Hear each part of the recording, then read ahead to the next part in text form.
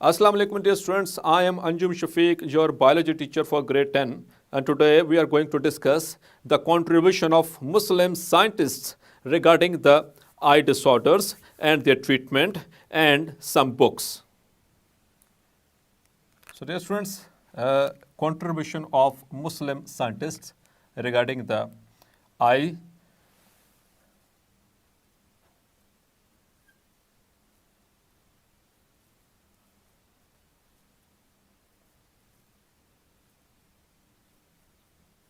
Muslim scientists contribution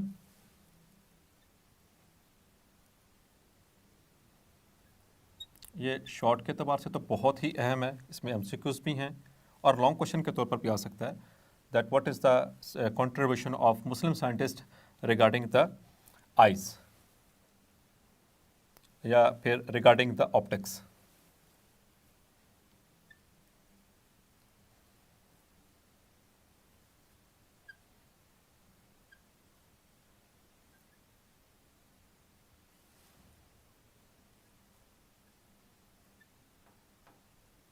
Eye disorders and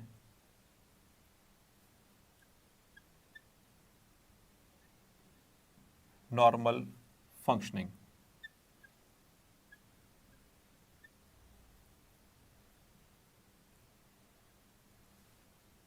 So that is the topic. So dear students, इसको define करने से पहले कुछ टर्म्स हैं, उसको देख लेते हैं. The first term is ophthalmology.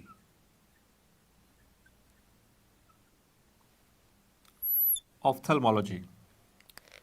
So it is the branch of medical science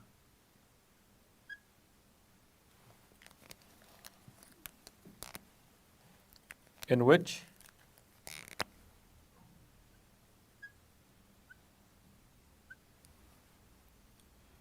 we study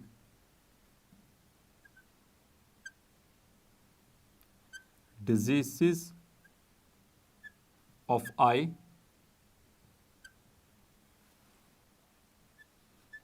and the surgeries of eye.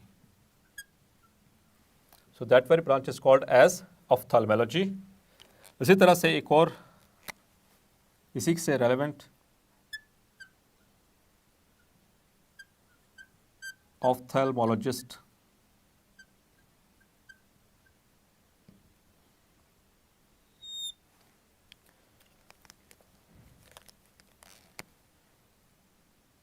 the physician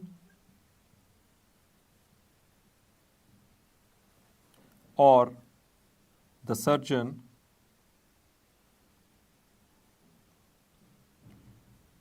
who studies the normal functioning of eye, its structure and diseases of eye and their treatment.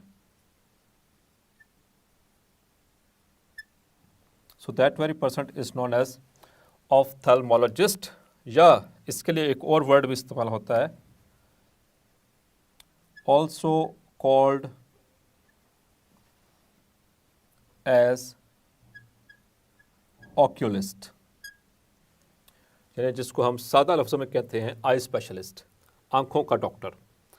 So dear students, यहाँ पर दो मुस्लिम scientist हैं जिनका जिक्र हमारे book में मौजूद है, जिन्होंने आइज़ के हवाले से हिस्ट्री के अंदर बहुत बड़ा नाम कमाया. The first one is Ali ibn Isa.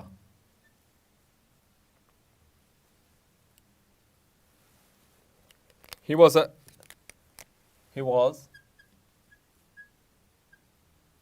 an Arab scientist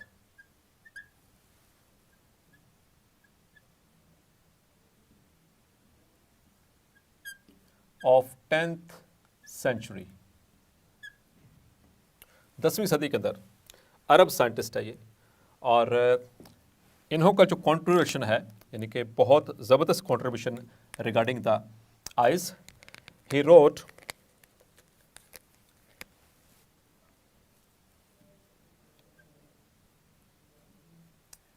three books. So dear students, ये MCQs के लिए याद रखना है। कितनी किताबें लिखी? थ्री बुक्स ऑन ऑप्थेल्मोलॉजी और आइज, और इनके अंदर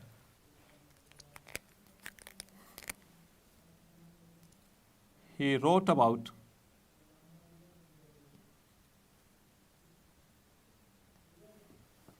130 eye diseases। So my dear students, कितनी? 130 आंखों की बीमारियों के हवाले से इन किताबों के अंदर इन्होंने लिखा, और ना सिर्फ डिजीज़ के हवाले से लिखा, but he prescribed 143 drugs 143 drugs for the treatment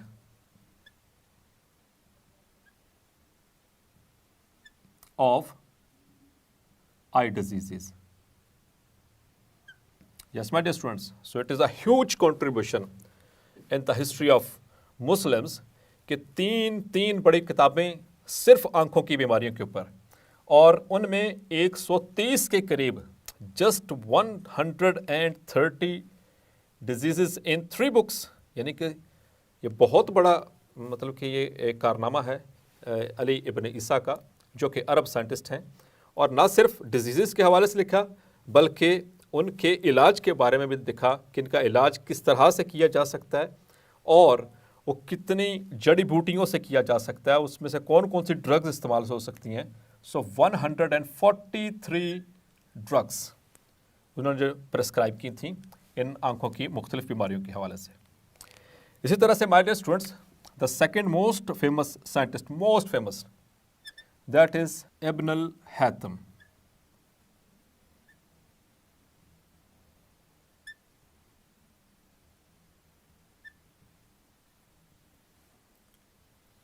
तो ये दोनों एक दूसरे के पैरेलल ही हैं। ये दोनों साइंटिस्ट एक एरा में रहे, और इन्होंने इतना नाम कमाया, अल्लाह ताला ने इनको इतनी इज्जत दी कि ये आज भी वेस्टर्न कंट्रीज़ में, आपने आइजैक न्यूटन का नाम सुना होगा, जिसने फिज़िक्स के ऊपर एक राज किया और आज भी राज करता है मरने के बाद भी।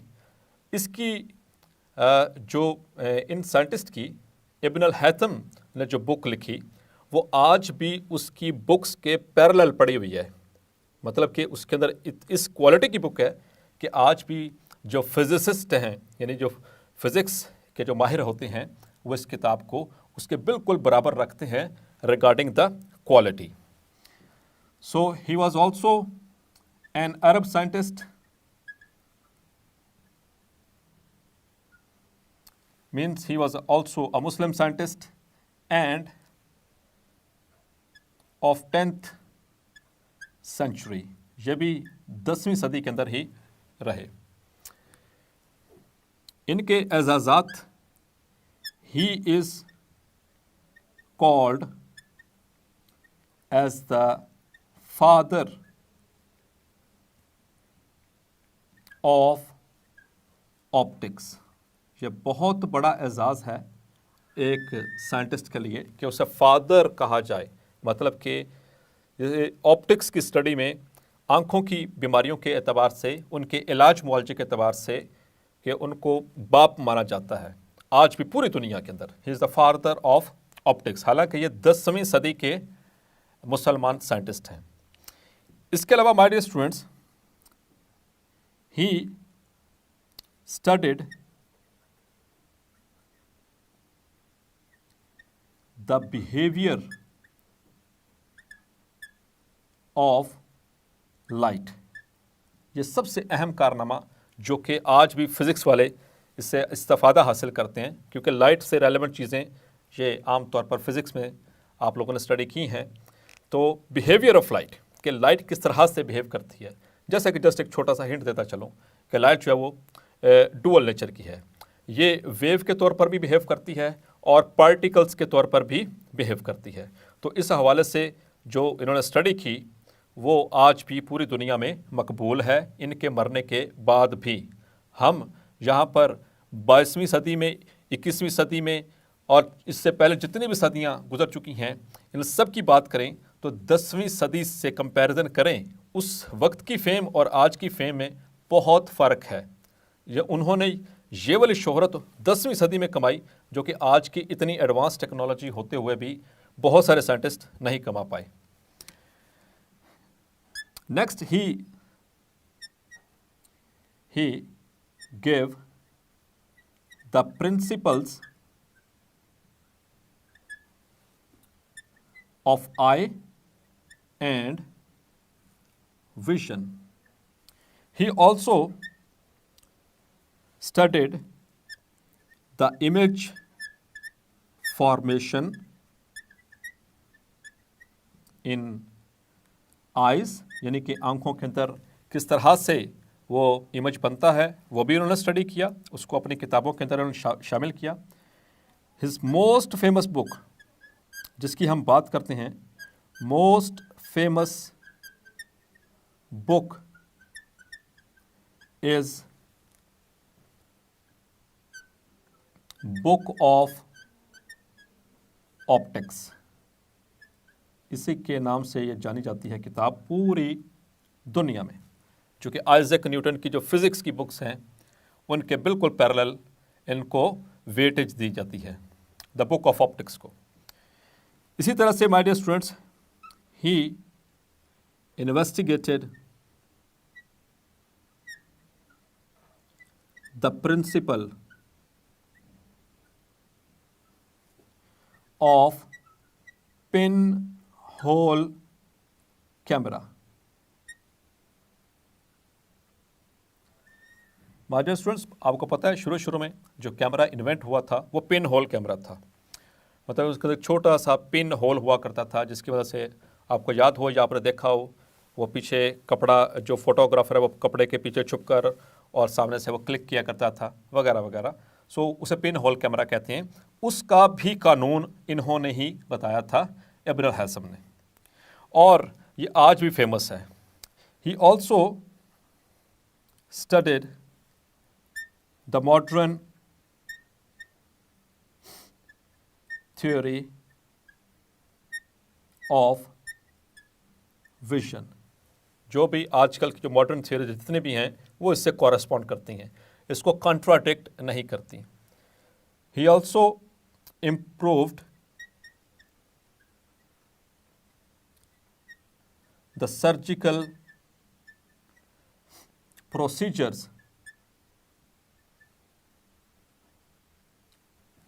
for eye diseases।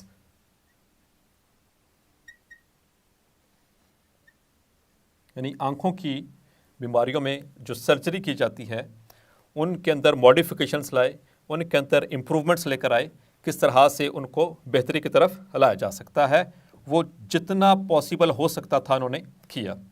इसके अलावा माय डियर स्टूडेंट्स, इन्होंने ना सिर्फ आई सर्जरी के हवाले से काम किया, बल्कि इन्होंने he also give details regarding structure of eye, the structure of eye, यानी कि जो ह्यूमन आई है वो उसका स्ट्रक्चर क्या है, उसके ऊपर भी मुकम्मल डिटेल बताई। और ना सिर्फ स्ट्रक्चर के ऊपर, इसके अलावा also he described the functioning of eye. Functioning of eye का मतलब that is vision formation process.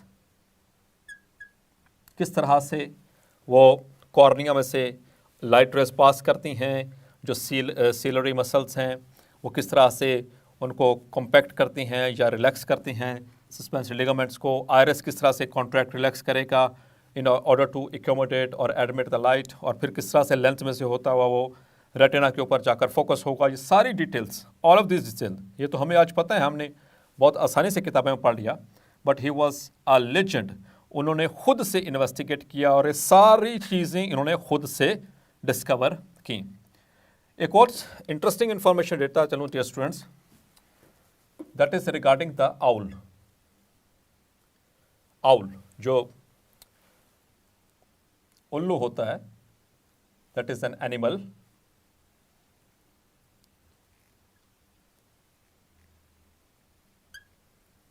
So dear students, ये दिन के वक्त नहीं उड़ सकता। आपने कभी देखा है किसी दिन के वक्त किसी आउल को उड़ते हुए? आपने मोस्ट प्रोबेबली नहीं देखा होगा।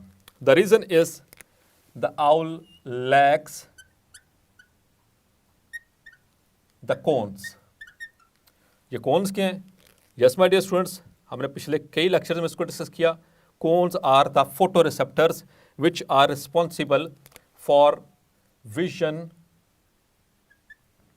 इन ब्राइट लाइट, यानी दिन की रोशनी में हमें देखने में मदद देते हैं, जबकि आउल के अंदर यानी उल्लू के अंदर ये नहीं होते। ही और शी लैक दीज कोन्स। तो फिर they have a large number of rods. Yes my dear students, rods हैं इसके अंदर।